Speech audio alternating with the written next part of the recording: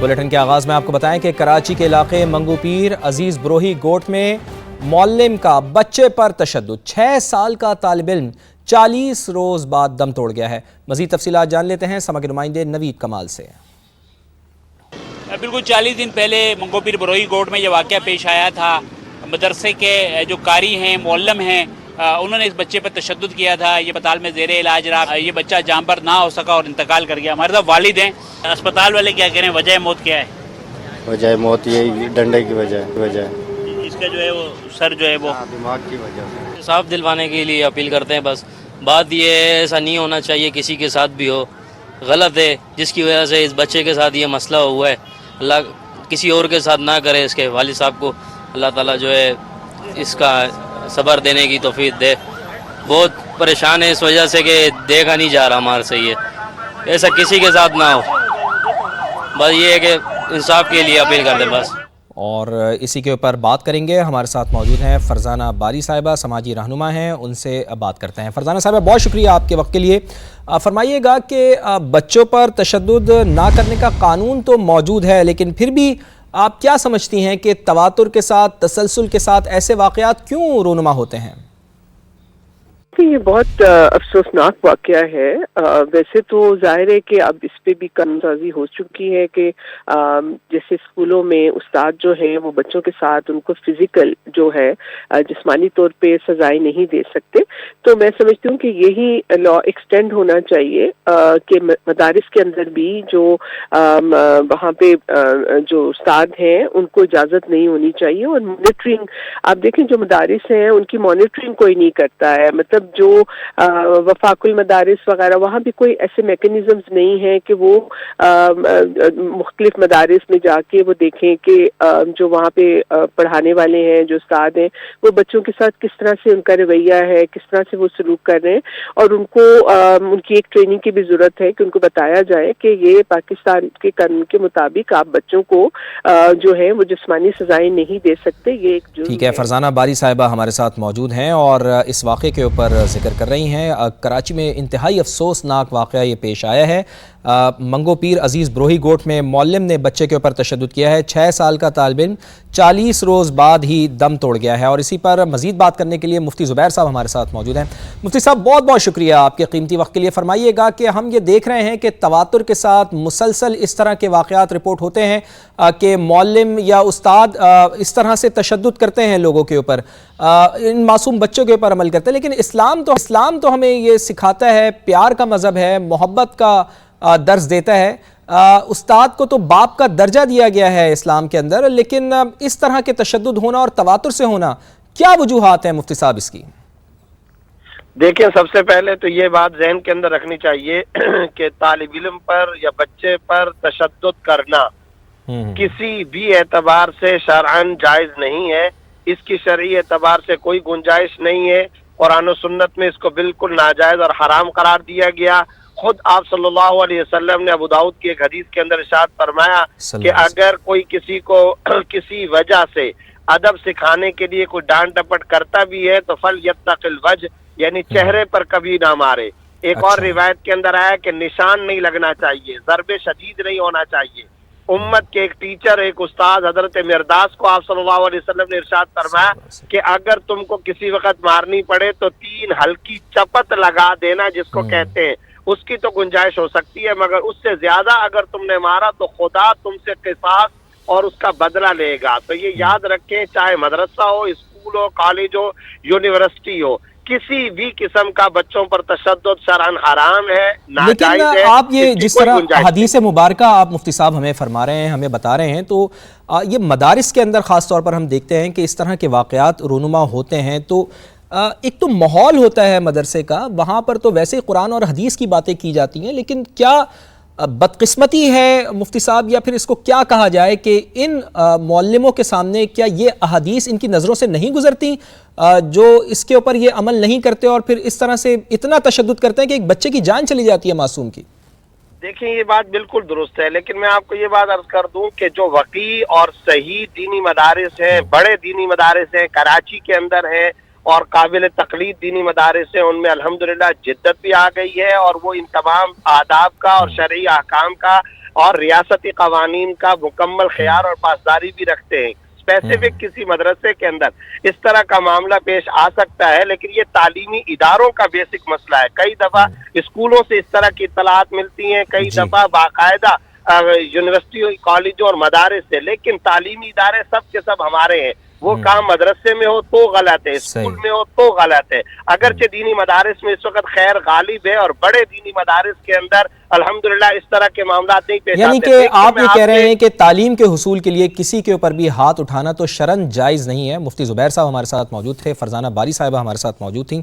آپ دونوں کا بے حد شکریہ. مفتی زبیر صاحب کا جس طرح آپ نے موقف سنا کہ انہوں نے کہا ہے کہ کسی بھی طور پر بچوں کو مارنا بالکل بھی شرعی طور پر بھی یہ ہمارا دین بھی اس کی اجازت نہیں دیتا ہے.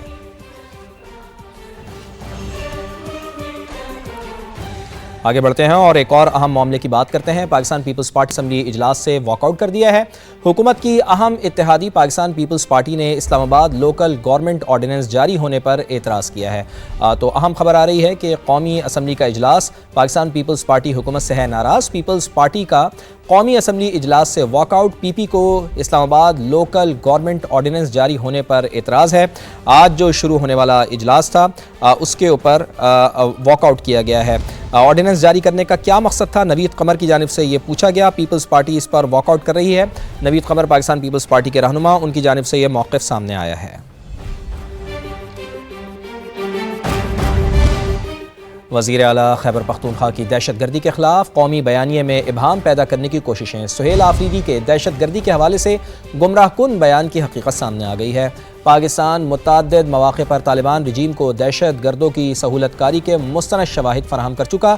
اس کے باوجود وزیر اعلیٰ کے پی کا افغانستان سے ہونے والی دہشت گردی کے شواہد طلب کرنا غیر ذمہ دارانہ اور افسوسناک ہے. افغانستان دہشت گرد تنظیموں کی آماج گاہ بن چکا. تمام پڑوسی ممالک افغانستان کی دہشت گردانہ پالیسی سے تنگ ہیں. اقوام متحدہ کی رپورٹ میں کہا گیا ہے کہ افغانستان میں داعش، ٹی ٹی پی اور القاعدہ سمیت دیگر دہشت گرد تنظیمیں سرگرم ہیں. عالمی جریدے یوریشیا ریویو میں کہا گیا ہے کہ افغانستان عالمی دہشت گرد پناہ گاہ بن چکا ہے.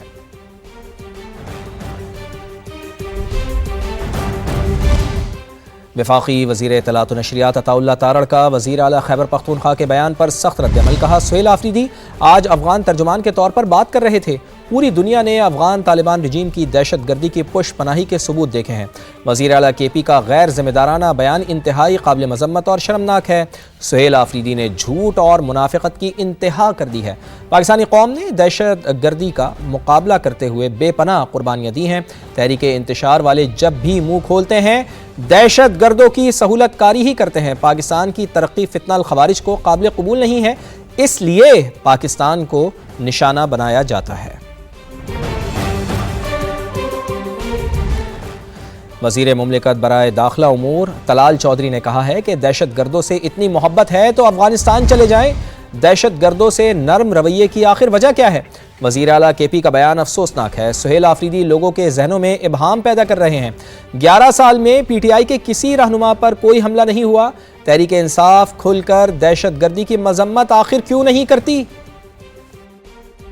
ایم کے پی کے نے دہشت گردی کے حوالے سے پھر ایک دفعہ ابہام پیدا کیا ہے. 2 درجن ممالک ایسے ہیں جو اس بات کی نشاندہی کر چکے ہیں کہ دہشت گردی افغانستان سے ہو رہی ہے. سی ایم کے پی اپنے آئی جی سے پوچھیں کہ جو تشکیلیں آ رہی ہیں اس میں 70% افغان شہری خود شامل ہیں. کہاں سے کاروائی کرنے کے لیے آتے ہیں؟ ٹریننگ کیمپس کہاں پہ ہیں؟ آپ ابہام جان بوجھ کے پیدا کرتے ہیں. یہ نرم گوشہ اس کی کوئی وجہ ہے؟ 11 سال سے پی ٹی آئی کے کسی اہم عہدیدار پہ، کسی وزیر، مشیر اور لیڈر پر حملہ نہیں ہوا. آپ کا سپوکس پرسن دہشت گردوں کی نہ مذمت کرتا ہے، نہ سامنے آ کے سیکورٹی فورسز کے ساتھ کھڑا ہونے کی بات کرتا ہے. کوئی بات چیت، کوئی گفتگو، کسی قسم کی ابہام یا مبہم گفتگو برداشت نہیں کی جائے گی. آپ کو اٹھا کے بھی وہیں پھینکیں گے جہاں پر انہیں پھینکنا ہے. اتنی ہمدردی ہے تو تشریف لے جائیں وہیں افغانستان. یہ تو ویسے ہی انڈر 19 بچہ ہے، اس کو یہی نہیں پتا چلتا کہ کہاں کیا بات کرنی ہے، پھر اس کے بعد میں معافیاں مانگنی پڑتی ہے. مئی جلاؤ گھراؤ میں کون کون ملوث تھا؟ فورنزک رپورٹ نے سب کچھ بے نقاب کر دیا ہے. تمام مٹیریل پی ٹی آئی کے لوگوں نے اپنی فیس بک پر اپلوڈ کیا۔ بغاوت کی کوشش ناکام ہونے کے بعد ویڈیوز ڈیلیٹ کر دی گئیں۔ وزیر اطلاعات پنجاب عظمہ بخاری لاہور میں پریس کانفرنس کر رہی تھیں۔ ایک فورنزک رپورٹ جو ہے وہ سامنے آئی ہے 9 مئی میں پشاور میں ہونے والے جو ہنگامے ہیں ان کے اندر یہ لوگ براہ راست ملوث تھے۔ رپورٹ کے اندر یہ کہا گیا ہے کہ کسی بھی طرح کی کوئی چھیڑ چھاڑ اس پوری جو آڈیوز اور ویڈیوز ہیں اس کے شواہد یہاں نہیں ملے۔ تمام مٹیریل ہے جو ان کے لوگوں نے خود اپنی فیس بکس کے اوپر جو ہے وہ اپلوڈ کیا تھا۔ جب پتہ چلا کہ یہ ایک جو بغاوت کرانے کی ایک کوشش تھی وہ ناکام ہو گیا ہے تو اس کے بعد وہ چیزیں جو ہے وہ ڈیلیٹ کر دی گئی۔ خیبر پختونخوا کے وزیر اعلیٰ جو ہے وہ کراچی سیر کرنے کے لیے گئے ہوئے تھے۔ میڈیا کی گاڑیوں پہ پتھراؤ کیا گیا۔ یہ دہشت گردی سے فساد سے نہیں جو ہے وہ ہٹ سکتے۔ CNKP کے جو ہیں وہ مزار قائد پہ بھی گئے۔ مجھے امید ہے کہ انہوں نے جا کر مزار قائد پر قائد سے معافی ضرور مانگی ہوگی۔ ملک کو، ریاست کو جو ہے وہ اپنے سامنے جھکانے اور قانون کو اپنی گھر کی باندی بنانے کی نہ اجازت دی جائے گی نہ دی جا سکتی ہے۔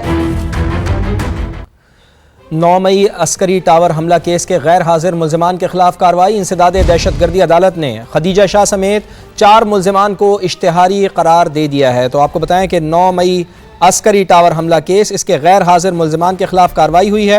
انسداد دہشت گردی عدالت نے خدیجہ شاہ سمیت 4 ملزمان کو اشتہاری قرار دے دیا ہے۔ ملزمان عسکری ٹاور حملہ کیس میں ٹرائل کے لیے پیش نہیں ہو رہے تھے۔ خدیجہ شاہ ایک مقدمے میں سزا کے بعد روپوش ہو چکی ہیں۔ سرکاری وکیل نے عدالت میں یہ موقف اختیار کیا ہے۔ خدیجہ شاہ سمیت 4 اشتہاری ملزمان کے دائمی وارنٹ گرفتاری جاری کر دیے گئے ہیں۔ عدالت نے خدیجہ شاہ سمیت 4 ملزمان کو اشتہاری قرار دے دیا ہے۔ پاکستان تحریک انصاف کے رہنما بیرسٹر گوہر کہتے ہیں کہ وزیر اعلیٰ خیبر پختونخوا کا دورہ سندھ بہت اچھا رہا، لیکن آخر میں سندھ حکومت نے اپنی اجرک اور سندھی ٹوپی کا خیال نہیں رکھا۔ بولے جس نے بھی سیاست کرنی ہے اسے عوام کا حق حکمرانی تسلیم کرنا ہوگا۔ سال نیا ہے، پاکستان کے حالات سارے وہی پرانے ہیں۔ البتہ سندھ کے جو وزٹ رہا ہے وزیر اعلیٰ کا الحمدللہ بہت انکریجنگ ہے، بہت پذیرائی ملی ہے، دنیا جہان کے لوگ نکل آئے ہزاروں کے تعداد میں۔ ابھی تو یہی پتہ چل رہا ہے الحمدللہ کہ کلین سویپ ہی ہے خان صاحب کی جھلک کے لیے۔ لیکن ایک بات پہ ضرور افسوس ہوا ہے، سندھ حکومت کا آخری دن کا رویہ جمہوری سوچ کا عکاس نہیں تھا۔ انہوں نے اپنا بھرم نبھانا تھا اور اپنے اجرک اور ٹوپی کا خیال رکھنا تھا، اور ان کو وہ دیکھو ایک چیز، ہر پولیٹیکل پارٹی کو اگر وہ پاکستان میں سیاست کرنا چاہتے ہیں اور وہ چاہتے ہیں کہ جمہوری سوچ ہو اور ایوان کی بالادستی ہو، رول اپنا ہو، تو سب کو ایک بات ماننی پڑی کہ حق حکمرانی عوام کے پاس ہے۔ عوام جس کو چاہے، جس کو ووٹ دے، جس کو سپورٹ کرے، سب نے اس کی عوام کی آواز کو ایکسیپٹ کرنا ہوگا۔ اور بھارت کی ایک بار پھر عالمی سطح پر ہوئی ہے بے عزتی۔ انڈین اسپیس ریسرچ آرگنائزیشن کو شرمندگی کا سامنا۔ بھارتی اخبار انڈیا ٹوڈے کے مطابق ISRO کا نیا مشن لانچنگ کے تیسرے مرحلے میں ہی ناکام ہو گیا۔ گزشتہ برس 18 مئی کو بھی مشن کو تیسرے مرحلے کی خرابی کے باعث ناکامی کی ہزیمت اٹھانا پڑی تھی۔ بار بار ناکامی سے بھارت کی اسٹریٹجک ٹیکنالوجی اور میزائل پروگرام پر خطرناک سوالات اٹھ گئے ہیں۔ بھارت کی کمزور ٹیکنالوجی پورے خطے اور عالمی توازن کے لیے خطرہ بن چکی ہے۔ 8 ماہ میں تیسری بڑی ناکامی، بھارت کے خلائی راکٹ پٹاخوں کی طرح پھٹنے لگے۔ انڈین اسپیس ریسرچ آرگنائزیشن کی ٹیکنالوجی پر سوالیہ نشان۔ انڈیا ٹوڈے کی رپورٹ کے مطابق خلائی مشن لانچنگ کے تیسرے مرحلے میں ناکام ہو گیا اور 16 سیٹلائٹس خلا میں ضائع ہو گئیں۔ بھارتی خلائی پروگرام کے ترجمان نے ناکامی کا اعتراف کر لیا۔ بھارتی ذرائع ابلاغ سے بھی آوازیں اٹھنے لگیں۔ انڈیا ٹوڈے نے لکھا، یہ ناکامی ایک حادثہ نہیں بلکہ بھارت کے خلائی پروگرام میں بڑھتی ہوئی کمزوریوں کا تسلسل ہے۔ مشنز کی بار بار ناکامی نے بھارت کی اسٹریٹجک ٹیکنالوجی پر بھی سوال اٹھا دیے۔ خلائی راکٹ اور بھارت کے اگنی میزائل میں ایک ہی ٹیکنالوجی استعمال ہوتی ہے۔ تجزیہ کاروں کے مطابق ایک کی ناکامی دوسرے پر بھی سوال کھڑے کر دیتی ہے۔ ماہرین کا کہنا ہے کہ کسی ملک کی کمزور ٹیکنالوجی عالمی توازن کے لیے خطرہ بن سکتی ہے۔ ہم جنگ نہیں چاہتے لیکن اپنے دفاع کے لیے تیار ہیں، منصفانہ اور برابری کی بنیاد پر مذاکرات کو ترجیح دیں گے۔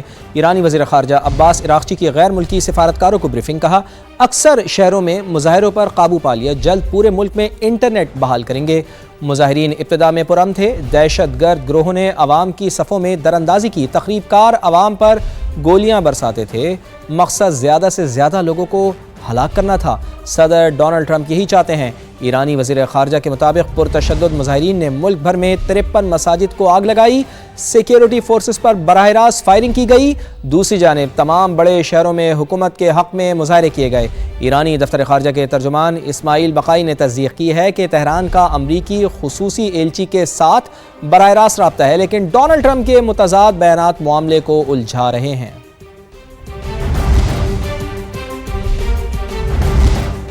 इधर लाहौर की निश्तर कॉलोनी में चादर और चार दीवारी का तकद्दुस पामाल करने और रिश्वत लेने के इल्ज़ाम में 8 पुलिस एहलकारों के खिलाफ मुकदमा दर्ज कर लिया गया है। FIR के मुताबिक थाना निश्तर कॉलोनी के थानेदार समेत एहलकारों ने घर में घुसकर मुद्दई, उसके वालिद और भाई पर तशद्दुद किया, छोड़ने के लिए रिश्वत भी ली। जहांगीर खान से तफसीलात जान लेते हैं। जी जहांगीर, बताइए क्या मामला है ये? जी, 8 पुलिस एहलकारों के खिलाफ इख्तियारात से तजावुज़ करने पर मुकदमा थाना निश्तर कॉलोनी में दर्ज किया गया है और इस मुकदमा के मुद्दई राजा मजीद एक वकील का इल्ज़ाम है कि पुलिस एहलकार ज़बरदस्ती इनके घर में दाखिल हुए, चादर और चार दीवारी का तकद्दुस पामाल किया, इनको, इनके वालिद को और इनके भाई को मुबैना तौर पर तशद्दुद का निशाना बनाया गया और इनका यह भी इल्ज़ाम है कि पुलिस एहलकार इनके वालिद और भाई को मंशियात के झूठे मुकदमे में उलझाने की धमकियाँ देते रहे और इनसे रिश्वत का भी तकाजा किया जाता रहा। पुलिस हुकाम ने राजा मजीद की दरख्वास्त पर इख्तियारात से तजावुज़ यानी 155C के तहत मुकदमा दर्ज कर लिया है। पुलिस हुकाम का यह कहना है कि इस तमाम तर मामले की इंक्वायरी जारी है। इंक्वायरी में हकायक जो है वो सामने लाए जाएं। जहांगीर खान, बहुत बहुत शुक्रिया।